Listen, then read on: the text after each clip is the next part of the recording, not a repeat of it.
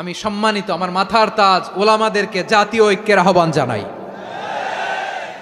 আমি আমার সম্মানিত রাজনৈতিক ব্যক্তিবর্গদেরকে জাতীয় ঐক্যের আহ্বান জানাই।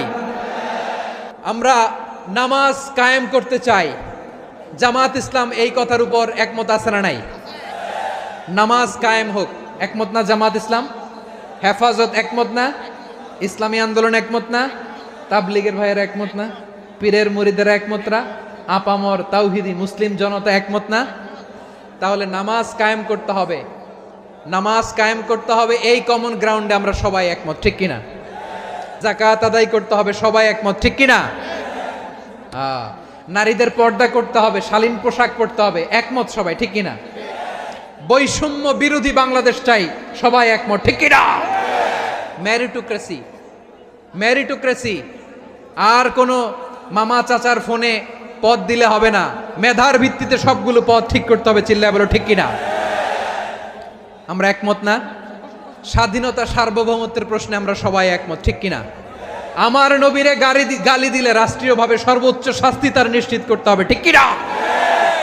এই 10টা কমন গ্রাউন্ডকে সামনে রেখে বিশাল জনসমাবেশ করেন সোহরাওয়ার্দীর ময়দানে, সবাই আসেন। জামাত ইসলাম, হেফাজতে ইসলাম, ইসলামী আন্দোলন, পীরের মুরিদ, তাবলীগ, খেলাফত মজলিস, সবাই একসাথে হন, তাহলে সবাই জানবে যে এই 10টা বিষয়ে আমরা একমত। বলেন, এই ঐক্যতে আপনার দরবার যাবে? দরবার নষ্ট হবে? আপনার দল নষ্ট হবে? আপনার আকীদা নষ্ট হবে না? আমার মাথার তাজ সম্মানিত ওলামায়ে একরাম, এই 10টা কমন গ্রাউন্ডে যদি এক হন, আপনার আকীদা নষ্ট হবে। আপনার আকীদা আপনার, আমার আকীদা আমার, আপনার দল আপনার, আমার দল আমার, আপনার পলিসি আপনার, আমার পলিসি আমার, কারো কিছু নষ্ট হবে না। কিন্তু যে বিষয়ে আমরা সবাই একমত, এরকম 10টা মৌলিক পয়েন্টে আমরা একমত হতে চাই কি চাই না?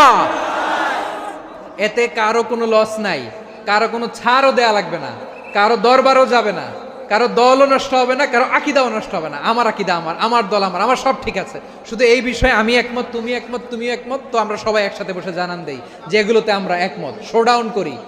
বাংলাদেশের যে কোনো মহাসমাবেশকে সেই দিনের মহাসমাবেশ ছাড়িয়ে যাবে, চিল্লায় বলো ঠিক কিনা?